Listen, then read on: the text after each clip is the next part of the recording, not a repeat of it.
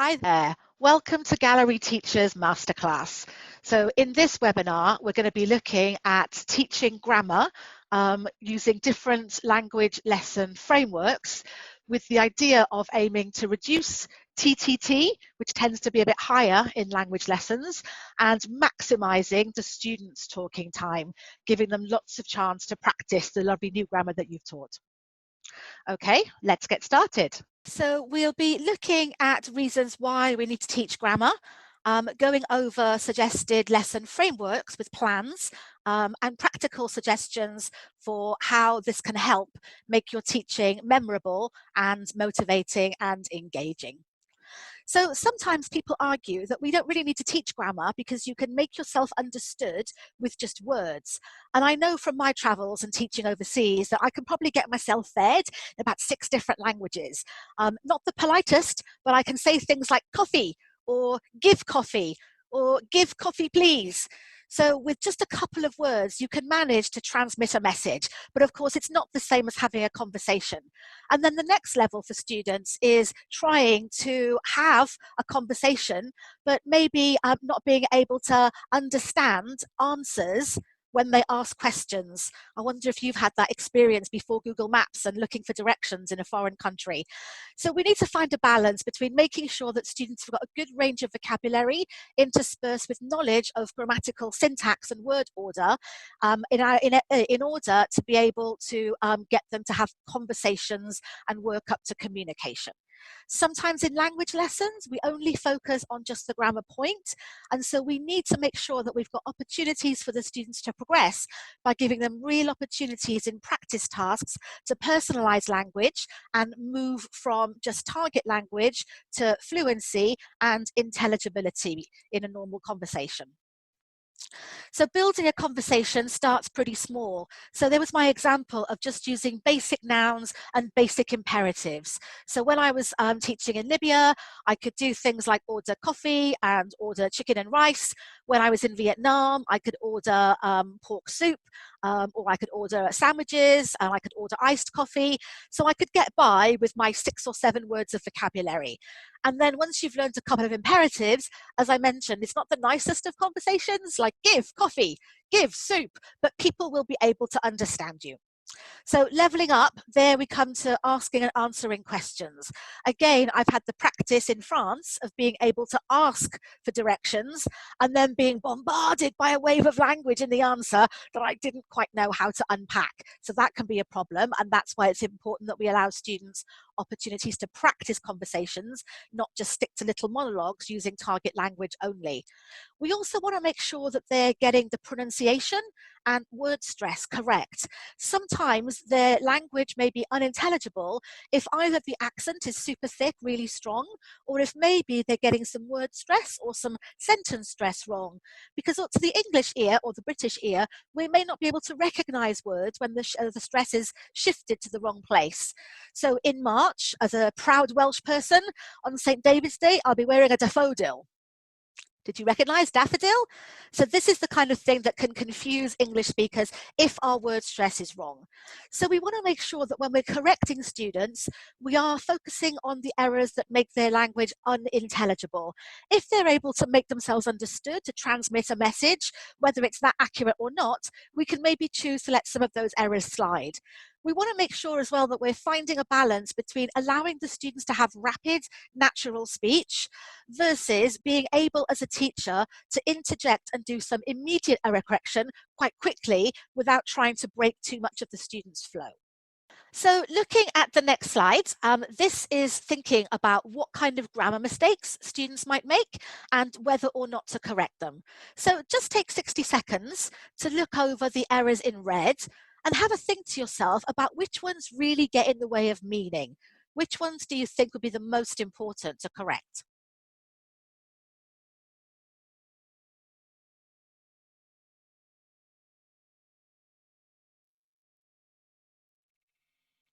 Okay, so hopefully you decided that maybe number 1, we could quickly correct. If we focus the students on the word yesterday and then just do our traditional over-the-shoulder waving of the finger of the hand, we can just get them, if it's yesterday, what's the past of see? they should be able to tell you saw. That's pretty quick to fix. Number 3, so this is a grammatical error, maybe a bit confusing because we're talking about future time. So if your student is trying to use an utterance like the present perfect continuous, that tells us they've got quite a lot of language already. So again, quickly correcting, if we bring their attention to the time words, so by next June, is that now, past or future? Hopefully you said future, and if it's future, we can remind the students that we'll need to insert a little word just here and get them to self-correct, so it's I will have been studying English for 5 years. So number 2 and number 4 are fairly typical errors, but you can still understand what the students are trying to say, so you might choose to ignore those and maybe deal with them in delayed error correction. But let's have a look at number 5. I love this. So if a student gives you this utterance, you might be tempted to say, was she delicious? Did you have her with barbecue sauce or with chocolate sauce? So this is kind of going to get in the way in the meaning, isn't it? So again, it's a simple thing to fix. It's just a word order issue. So what we would need to do is maybe use a finger correction technique. Okay, so helped cook my wife on Saturday. Helped cook my wife. We need to take this one, okay, and move it so that it becomes helped my wife cook. So hopefully using some finger correction, students can understand that the words are accurate, but the syntax, the order is a little bit out of place. So number 6, this highlights the importance of teaching language as functional chunks. So students will recognize the word sign as a noun, like a road sign or a sign in a school, because that's pretty high frequency. But if we wanted to get them thinking about to sign, the verb, when you're teaching that, you might want to think about leveling up. So a case of buy one word, get one word free. So you might teach sign, the action, and then invite students to see if they can tell you, what's the noun version of that? So when I write my name, what is that in my handwriting? So we can teach them the relationship between signature and sign, hopefully again allowing them to self-correct. So number 7 and number 9, I would leave those just because in the immediate conversation from the context, we'd be able to understand the students without any problem. And number 8 again is a problem because we've got the since March. And if the student was asking about how long are you going to be here in the future, that's another utterance that might cause some problems with comprehension and intelligibility. So when we're teaching language, we need to think about not just teaching words in isolation, like sign or child, but thinking about if we're teaching vocabulary to maybe think about plurals, irregular plurals, or different parts of the word family, nouns, verbs, and adjectives. And when we're focusing on language, not to focus on just the target language, but additional surround language. So that's things like your time words, whether or not we need an object in between 2 verbs, okay? So helped my wife cook, not helped cook my wife. So this is all part and parcel of the teacher's role when we try and think about what the students need in order to improve their language skills. So there's lots of different types of language lesson frameworks, which is one of the reasons that people get confused. Your skills lesson is nice and straightforward. Whether it's reading or listening, you have the same stages. A language lesson has got ARC models, PPP models, this model, that model, and that can sometimes be a little confusing. So this is basically a one-stop shop to show you how we can look at situational presentation, text-based lessons, and using the test, teach, test methods, which is probably more recommended for the higher levels. So this is the basic lesson plan layout. And if you look at point 3, 4, and 5, you can see that even though the lessons might start in 3 different ways, they've all got the same stages in common in terms of us as teachers being able to clarify language and then hand over responsibility of the class to your learners and get them to do lots of controlled practice to build their confidence, focus on accuracy, and work on pronunciation. And once we've laid the foundation, the bedrock of that grammar, then they can springboard into freer practice, where technically the students are free to use whatever language they choose. We hope that over the lesson that we've taught, we've given them the confidence and the tools to be able to utilize the target language, but in freer practice, they are free to choose whatever language they need. So let's take a look at these frameworks in terms of practical suggestions for the classroom.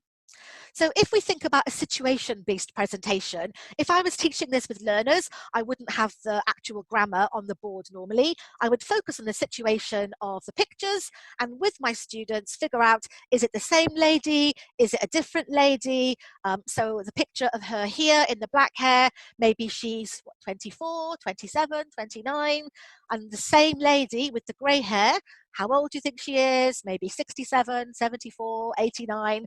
So involving your students, engaging them. You might also want to let the students choose a name. I just picked Claudette because she looks a bit French to me as a sophisticate. And then we would be focusing on the situation. So as a model, when she was young, she lived in Paris to keep fit. She went running very, very often. And now, as an older lady, she likes living near the beach and she prefers to cycle because running is maybe bad for her knees. So then we create our situation and aim to elicit language from the learners by asking them particular questions. For example, let's talk about her hair. So here they would say probably, black hair, teacher. You're like, okay, fine. And now, does she have black hair? So we're trying to create the concept of something that was true in the past, but it's not true now. And if we're using our little prompts to get the students involved, usually somebody in the room has enough knowledge to be able for us to successfully elicit some examples of, she used to have black hair. Or thinking about the negative, now her hair is grey, but in her 20s, she didn't used to have black hair. All right. Same thing about where she's living. So in the past, she used to live in Paris. Does she live in Paris now? No. Here is where she lives. Okay. So is it true in the past? Yes. Is it true in the present? No. So this is the important part of that particular kind of lesson. Checking questions based on whatever it is that we can elicit from our students. And then we've got our controlled practice, if you remember, and then we're going to get the students to talk about what's different now in their own life. So just going back to the skeleton lesson plan, that would be the controlled practice. So step 4, so traditionally that's some kind of gap fill or maybe some kind of transformational sentence where we just give them keywords and then they have to write a sentence. Or it could be things like she has grey hair now and they transform it saying she used to have black hair. So this basic framework can be used for all the different kinds of lessons, but in the freer practice, we really want to make sure that the students are getting some fluency practice by being able to talk about themselves. So obviously, if we're going to keep things relevant, we might say to the students, talk to your partners in your breakout rooms, what's the same and what's different about your life pre-COVID? So hopefully that would generate some sentences like, oh, I used to spend time with my friends, I used to go for dinner, I used to exercise with lots of people. And then we can listen when they're in the breakout rooms and then make sure that we're acknowledging the content of what the student said, as well as focusing a little bit on some error correction. So that's an example of our situation-based presentation, using pictures to either tell a story or engage the students in creating a story, and the story via some prompts will hopefully elicit examples of the target language, in this case used to. So here you can see that I've kept my same pictures, and this is for the test, teach, test method. So this is commonly used when I suspect that my students have maybe met this tense before. So I don't really want to spend 20 minutes teaching them something that I think they already know. So I'm going to throw a little task at them. I'm not going to tell them it's a test. Okay, and we're going to find out what the students know, because if you just take a minute to read over the text, you can see that I'm giving them a couple of options. So you just read and quickly decide, in which case can we use would, in which case can we use used to, and in which case are maybe both possible and correct. Okay, so what we would do there is give students the test. As I say, we'd say it was an activity, we wouldn't call it a test. And nowadays, we would put them into breakout rooms to have them chat together about their answers. And that's great for the students, obviously, because it builds their confidence. It allows them to crib answers if they've got a couple of spaces, and they're rehearsing what they're saying in a smaller group before being able to speak to the wider group. And for the teacher, this is a really important stage because we can listen to what the students already know. So if I'm using a test, teach, test method, in the breakout rooms, probably what what I'm expecting is they're fairly comfortable with the used to structure, but they're not so sure about would. Therefore, when I am doing my teach section, I can make a decision about whether my teach stage needs to be quite small and just cover the would, part of past habits, or if they really don't know the difference between would and used to, maybe I make a decision just to scrap would for today and I focus my clarification on just using used to. And then once we've had the clarification, whether it's a smaller one or a larger one, we would give the students again a series of practice activities to make sure that their confidence is built up before moving into the freer practice.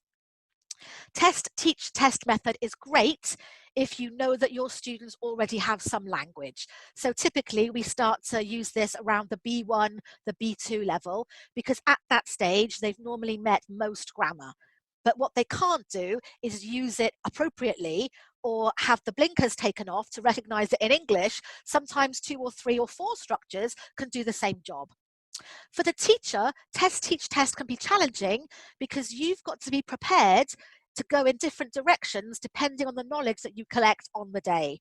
So you need to be prepared for teaching just would, just used to, or maybe being able to contrast both depending on how confident and comfortable the students are. Similarly, as the teacher, you'll need to have gotten ready maybe 3 different controlled practice activities. And again, make your decision on the day whether the students need to do the easy one and then the more challenging one and then freer practice. Or if they did really well at test 1 stage, then we could maybe just go straight to giving them a difficult controlled practice task and then moving them on to freer practice. So the test, teach, test is really quite flexible, which has huge advantages. But as I mentioned, if you're a newly qualified teacher, you need to make sure that you've done your prep. The great thing about that, though, is that once you've prepped the lesson once, you've got that knowledge, for countless lessons to come. And I'm pretty sure that you'll be teaching used to more than once in your teaching career. So the last one we're looking at is the text-based method, and that does exactly what it says in the tin. Again, we're going to focus on the pictures, and we're going to start this in the same way that we would start a reading lesson. So my lead-in might be, have a look at the pictures, talk together, what can you see? Is it the same lady, different lady? Why do you think so? Get some feedback. And then I want to make sure that my students can read the short text just to get an overview of the meaning. So I need to set them some kind of gist task. So for example, what's her job? Is she retired? So just give them something to think about so they can concentrate on the meaning and then let the grammar kind of sink in a little bit subconsciously. And then once you've got the answer to the gist task, show she's a model before and she's a model now, and yes, it's the same person, then we start giving the students what I would call a recognition task. You'll commonly see these in course books because after a text, it might ask the students to go back to the text and underline examples of when the past is mentioned. So this is the kind of thing that we could do with our students. So instead of me immediately spoon feeding, I'm sending them back to the text and I'm getting them to work together to underline any language that talks about the past. And so when I'm doing feedback, even if my students have said to me when she was younger, I can accept and acknowledge that, but really I want to focus on the used to and the would. And then as I'm doing that, hopefully I can start integrating my concept checking questions and seeing if students can recognize the difference between where we've got used to and where we've got would. And that would be concept checking the difference between a habit versus a state. We don't generally tend to like using would for states. Used to works better for that. It's really important in all of the grammar lessons that you give some pronunciation a practice. So we want to get the students focusing on the target language, so used to, but in natural speech, the to kind of shrinks a bit and becomes weaker.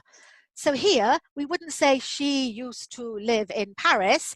We want to think about that natural, rapid, intelligible speech I mentioned earlier. And so model how this would naturally sound. She used to live, she used to live, she used to live, and then get the students to have a practice. And if we can do that on all of the examples, hopefully that's going to give our learners the confidence to be able to manage themselves in the practice without making too many mistakes. So those are our three examples of the language frameworks. And as we mentioned, they've all got the clarification stage in common, where you're checking meaning, form, and doing pronunciation work, and then moving into controlled versus prior practice. So the controlled practice activity, the purpose of those is to focus on accuracy. So we really want to make sure that we're heavily correcting and immediately correcting, because if they're making mistakes in the foundation stage of the controlled practice, when we put the freer practice on top, it's going to be very wobbly because we haven't managed to get this quite firm. Okay, so during the controlled practice, make sure that you're instantly and heavily correcting, and then drill and drill and drill again. So make them pronounce what the target language is by itself and in natural sentences, so that we can get them nice and confident. So when they switch across to the fluency practice, they might be able to put their books down, because now they've got the used to structure in their minds, and they can start having an actual conversation with people of, what did you used to do before COVID? Is your life the same? Is it different?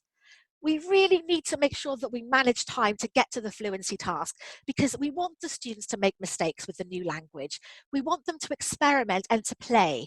As I mentioned, with freer practice, they are free to use whatever language they want to, but ideally, we want them to practice using the target language, and this is where they can experiment and have a go at using the classroom as a lab before they take the language into the real world and initiate a conversation with somebody else. So ways that we can help students with grammar. So a couple of sort of practical things that we can make sure that we're doing. Ideally, you want to give them lots of models for confidence building. So from the situation presentation, if you remember, we had the prompts of things like hair, clothes, jewelry, keeping fit, and living place. So you want 4 or 5 models to make sure that they see an example of, for example, a positive structure, a negative structure, and maybe the question structure. If it's a lower level, you might just in one lesson want to only focus on the positive structure, and then maybe cover the negative and the question form at a later date. But you want to give them lots and lots of models so they can see the pattern of the language and then build their confidence when they know that the only bit they have to change is, she used to live in Paris, and then I could change that to Egypt or Turkey or wherever. We want to make sure that we're correcting a lot. So if you're drilling, the point about drilling is controlled oral practice. So again, when we're drilling, this is to get the students to focus on accuracy. So do lots of that, sort of 30 seconds at a time on the different models, the different example sentences, do a bit of drilling on the positive, do a bit of drilling on the negative. Once they've done the controlled practice, when you're checking answers, you might want to drill again when the students are giving you answers. So they want to get used to having the target language in their mouth. Okay, throughout the lesson, they want to be exposed to speaking the target language often. So by the time they get to the freer practice, the foundation that they've built is nice and solid. Okay, so the practice tasks want to get more challenging. And it may be that if the students are really struggling, you've prepared 2 controlled practices before going into freer, but maybe on the day you think, do you know what, they're doing really well, I'm going to skip the easy one. Or vice versa. You might think, oh, they're really struggling, so the difficult one I'll save as revision tomorrow, and now I'll just get them to focus on the easy one. And you want to make sure that you're supporting the students by monitoring really actively in the breakout rooms and making sure they're getting plenty of error correction. Putting in a little bit of information about the situation is really important. So hopefully you'll be doing that either in your situation or through the text or in your concept checking. So making sure that the students understand when it's appropriate to use the target language. So with used to, for example, we wouldn't commonly say, she used to have black hair and she still has black hair now. That's not really a common thing that British people would say, because used to for us is generally finished things in the past, no relationship to now. So make sure that you give them situations where it's clear what the target language is. And then the way to do that is by revising and recycling on a regular basis. Just because you think you've taught it doesn't mean they've learned it. And this is why. Information comes into our brain. So this represents our brain. And information comes into our brain via the eyes, via the ears, or the other senses, or by thinking about something. It sits in our short-term memory, first of all, at the front of the brain, but then we just pop it straight into the forgetting dustbin. And then if we're lucky and we revise and recycle, it might move from the short-term memory further back in the brain into long-term memory storage. Okay, but also over time, things in the long-term memory end up in the forgetting dustbin as well. So it's an interesting fact that most people will forget almost 100% of what they learned after just 24 hours. How scary is that? So you can see on this graph that we've got 100% accuracy of recall when they've just done it 10 minutes ago or 30 minutes ago. And then rather steeply, this curve starts to decline. So after just one day, it's down to like maybe 10%. So this is our opportunity, if we see the students on a daily basis, just to revise and recycle, and that way we can force the retention back up towards the 90 or 100%.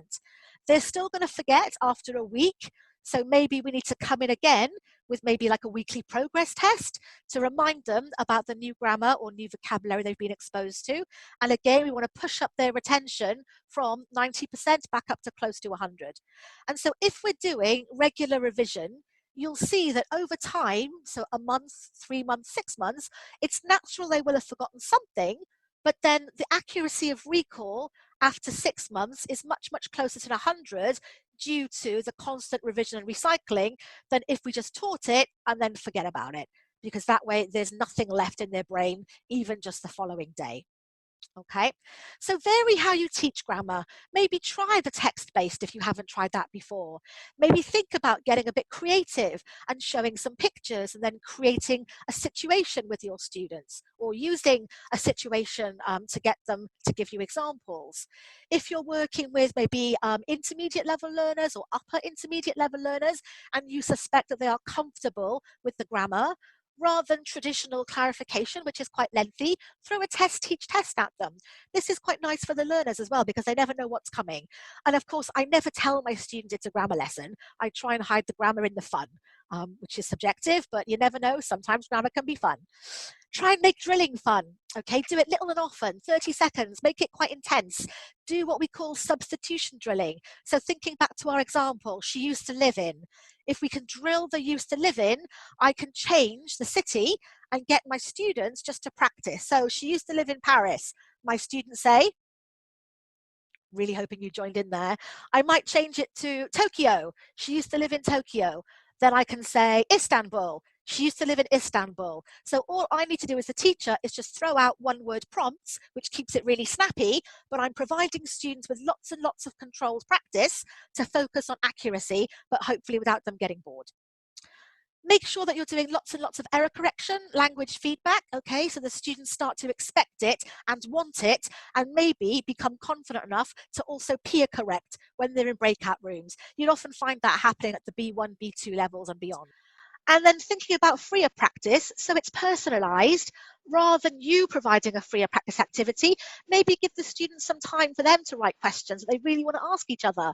Again, it's engaging and motivating if they're allowed to have some input to the lesson, and then they'll be really engaged when they get to actually ask a number of different people some questions that they really wanted answers to. So these are some other ideas about how you can teach your language lesson frameworks. Let's look at 3 questions connected to teaching language and language lesson frameworks. So question 1, why is it important that grammar presentation techniques aid elicitation of the target language? We really want to get the language from the learners instead of spoon feeding it into them. If we can engage them in the elicitation stage, it's much more motivating because their brain is active and they are thinking. If we're just spoon feeding them through slides, then the students are sitting passively while the slides pass on through, and that doesn't really help them remember the grammatical information. So elicitation will help engagement. Question 2, why is it important that there is a good balance of controlled and freer practice in a grammar lesson? So this is to make sure that the students are able to build a solid foundation through controlled practice before springboarding off into freer practice, where technically they can use any grammar they want to, but we hope they're going to practice the grammar that we've taught them because they had their confidence built all the way throughout the lesson. So controlled practice can be controlled oral practice via drilling, as well as your typical controlled practice writing tasks like a gap fill or an error correction or a sentence transformation. So we need to make sure that the language, the target language, is based on a firm foundation, because if they're making mistakes at controlled practice that go unchecked, then that's going to mean those mistakes will spread when they're talking to each other in bigger groups during freer practice. And if we still don't correct any errors, then it's possible that those errors are going to fossilize over time and become very difficult for the students to change. So question 3, how important is spaced repetition for language retention when teaching grammar? So I think this is vital. We forget almost 100% of what we've learned after just 24 hours. And if we're not tested, or if we're not asked to revise and recycle the language every day, every week, every month, then our retention flops down to almost 0%. And in 6 months, you will have forgotten it. So I'm sure you've heard that expression, use it or lose it. That's definitely something to keep in mind when you're thinking about revising grammar and vocabulary. Okay, so regular revision, little daily tests or activities on what was done the day before, weekly progress tests to make sure they're revising everything across the 3 days or the 5 days that they come to you, and then maybe monthly tests as well, just to make sure that the information is sticking in the hope that after their 3 months spent learning English, the retention will still be around 80 or 90%, thanks to all of the individual repetition, as opposed to flopping down to 0%.